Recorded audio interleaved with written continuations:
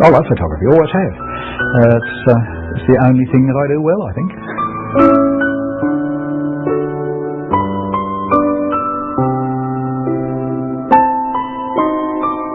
I'm a people photographer. I photograph them formally or casually, photojournalistically, any of those things, or whatever it takes to get that person's personality or what they require. They are the customer. And the stuff I do for myself is quite candid, quite photojournalistic, if you want to use that word. But for my clients, we do a lot of discussing first. We find out what they want, where it's going to hang, what their lifestyle is. Do we go to the beach, or are we going to go and sit on a fence in the middle of a paddock? Do we go into the city? We find out all those sorts of things and tailor a picture to suit whatever the family's interests are. Just take it into consideration and use it to enhance my idea of what they are, and hopefully their idea of what they are.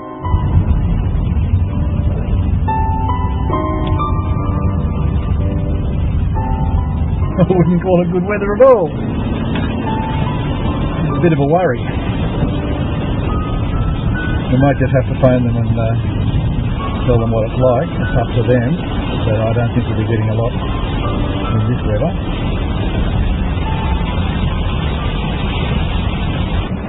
If I let them down now, it may be weeks before we can do them again. And also, I get my best stuff in the rain. You get lovely clouds. A lot of the stuff in my displays are on rainy and overcast days. Sunny days I hate. Extremely high contrast in Queensland. So I much prefer the rain and overcast. Great. As long as that rain keeps back, we'll be okay. Yeah, that'll be great. That'll be real good. I'm a great believer in the KISS principle. Keep it simple, stupid. There's nothing in there really that's unnecessary. Every element should point to something else, or it's not there. If it's not essential, get rid of it. Don't allow it in the picture to start with. That's why I like the big wide open spaces of in my backgrounds. I was born in the bush. I was born out on the black soil plains in the middle of New South Wales, and I like space around me. And I think it just shows in a lot of my pictures. There is a lot of area around a lot of them. Either that or I'm cropping right in close. But on my family portraits, my small groups, there's usually a lot of space. Come on, Abby!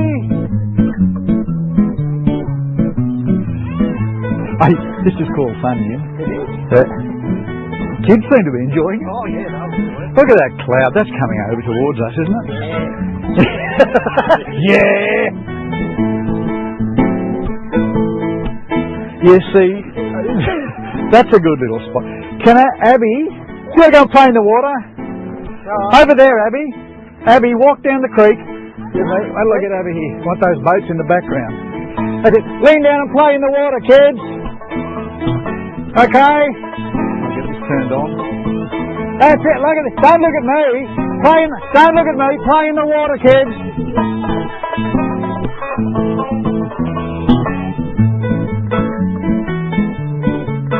Okay, go over to the post. That's the girl. Put the umbrella behind you. Now lean in on the post. Umbrella behind you. There, stop there. Okay, stay there.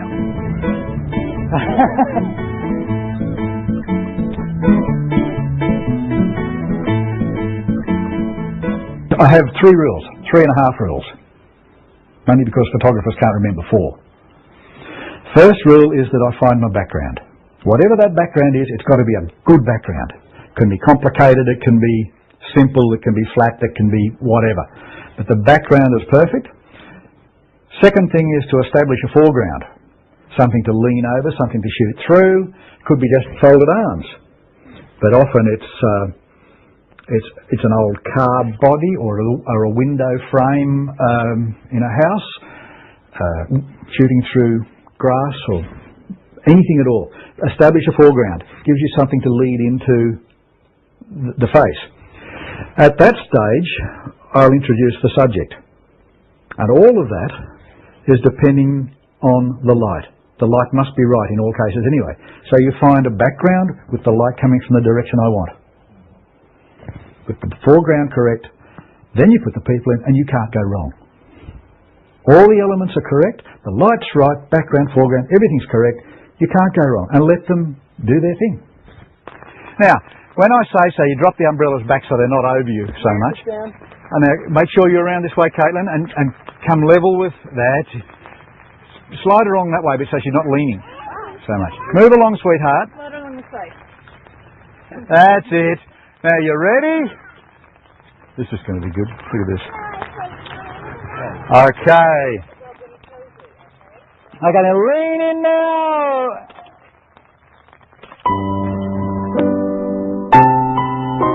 Okay, in a nice little line. I want to be able to see all of you. That's it. Oh, yeah. Okay, lean in together. Come on, squeeze in. Squeeze in.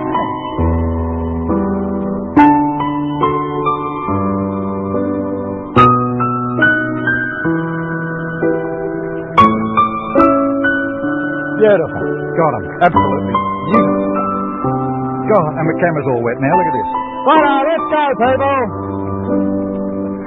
Jim, we got some rippers here. Look at this. Look at this.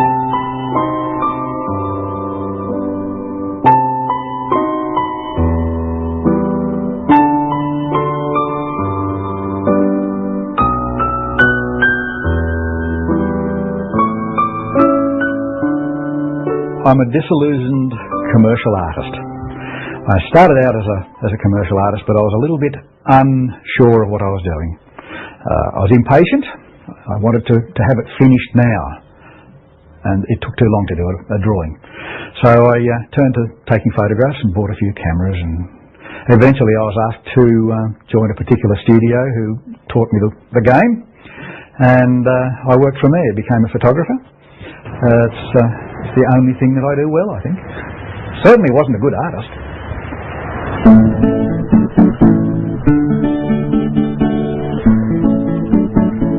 Today we're just going to do some street shots, do some photographs around the buildings around here, a couple of little areas down there that are nice and grotty, which we'll use. I love grotty areas, so we'll do that. And see what else happens. Go for a walk around the place and find some old fences. Nice light. Have some fun. 1, 2, 3. You're supposed to help. 1, 2, 3. Hey! Into there, right? There's the boy. Righto. Put your feet down in the deep part there. Down in there. That's it. Now I want you to lean over there more. Hands wide. Okay, you got that? Now get down low. Down like that. And stick your head out here and look over there. It's the boy. Okay. Righto. You ready? Oh, that's good. That's good. Oh, I like that. Do that again. Now go back a bit so I just see your eyes. Up a little bit. Good boy. Up a little bit. That's it. Most of the directing is done beforehand. When I talk to them on the phone initially, when I talk to them as we first meet at the location, or as we're walking to a location, I tell them what I have in mind. Does that suit them? Are they going to hang it in a formal area or an informal area? Now, we've actually discussed this anyway. That's why they're in jeans. In Australia, it's usually informal. Very rarely do I get asked for a formal photograph. So they're usually in jeans. I do request that they don't wear big textures and patterns and stripes and spots and flowers on their T-shirts, because we're not doing fashion shots, we're doing portraits. I want the faces to stand out, not the clothes. Now, fellas, you see this rotten old wall here? We're going to use that. Do you want to go on that rotten old wall or that rotten old wall up there with where you get a wet bum when you sit down? I do. You want this one? Okay, both of you sit down there for me. Just sit on the... Sit down. Sit down there. All I do is put them into that location and virtually let them do what they need to do. Yes, I'll shoot a few looking at the camera and smiling because that's expected. It's a manufactured location. I've arranged the best area. Then the people are almost incidental. And they do what they have to do. That way they're natural.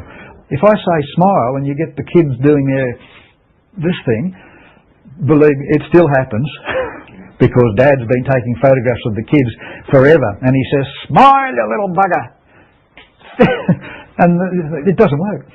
One thing you can't say to the kids is smile. Make them smile. Don't tell them to smile. Just bump your head, touch your head. That's it.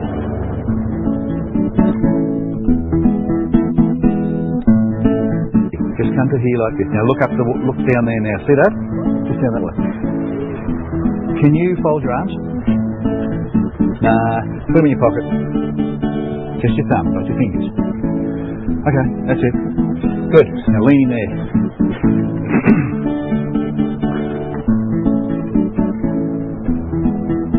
Now look at each other. Glorious stuff. I tell you, everyone is brought up now with television. They're more aware of the photographs and what can be done. And I think if we sit there doing the old posing that we used to do, with the thumbs and the whole bit, we'd fall out. We'd fall down because no one wants that anymore.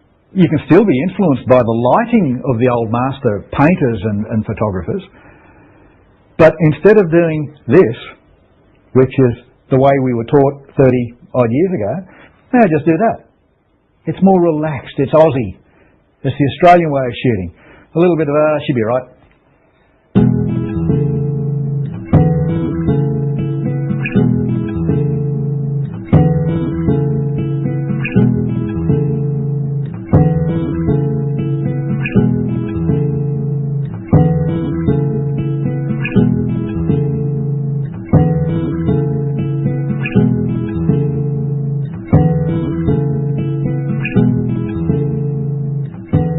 The light up here is extremely contrasty, which is the reason that I only shoot late in the afternoon, the last hour before sunset. Today, though, is an overcast day, and we could shoot all day, get into the right locations, and it'll work. But as a general rule, you can't plan for an overcast day because we get 300 odd days of sun. So you plan for a sunny day and shoot last in the afternoon, last light of the afternoon. And you can't go wrong then either. You just work till the light is right. Do you mind if this little boy leans over your fence so I can get a picture of him? Yeah, no worries. Come on, mate. Come in here. I want you to lean over that fence. You do that? Just go in there. Stay there for a sec, matey. That's good.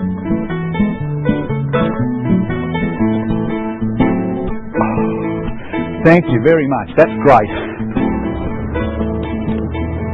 Hey.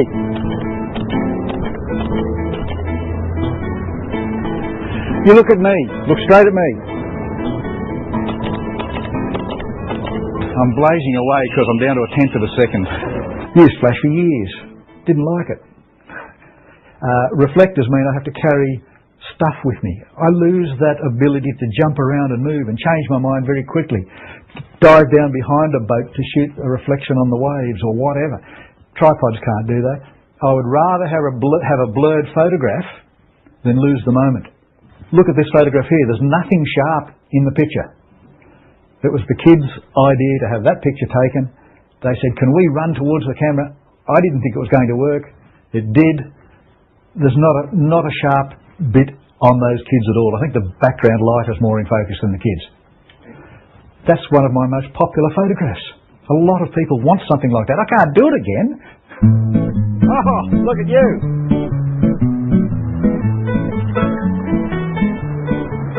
Terrific. If you give them what they want, and they look good in all the photographs. Look at me.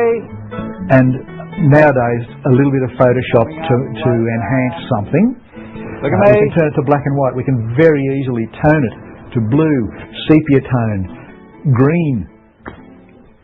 Add spots of colour, change colours. If something is in the background that's just wrong, you can change it. I do that a lot with kids' shirts on portrait sessions. Someone's wearing a bright green shirt and everyone else is in another blue. So I change it, tone it down, remove the colour, duplicate the colour of another shirt. We can do that in weddings as well, just to stop problems. If the colours are too bad, you turn it black and white and add grain to make it arty.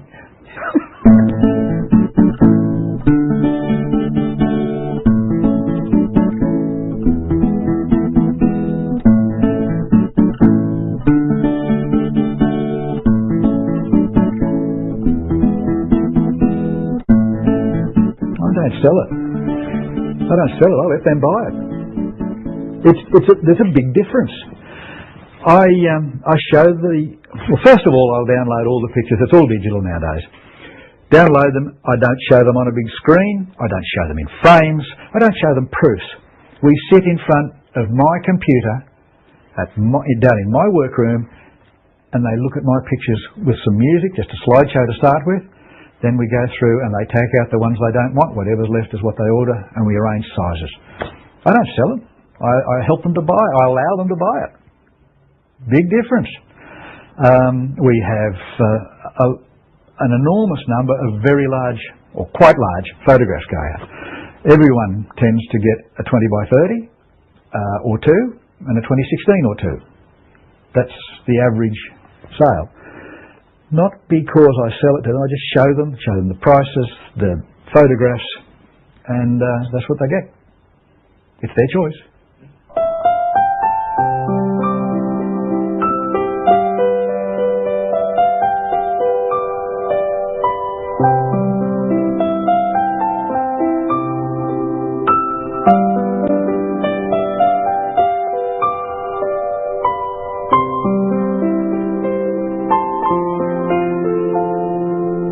I'd like to get more into publishing books, some more work for me. I've done the portraits for everyone else. I'd like to do some for me now. I don't know exactly what I'm going to do. We have some ideas, my wife and I, but I don't know what they'll be yet and what the final outcome will be. But probably magazines and books, submitting to magazines, publishing books or something. It's just something that I've never had the time to do, but I'm not retiring by any means. I can't see myself ever retiring. I'd like to do this until the last day, probably, taking nice portraits of nice people.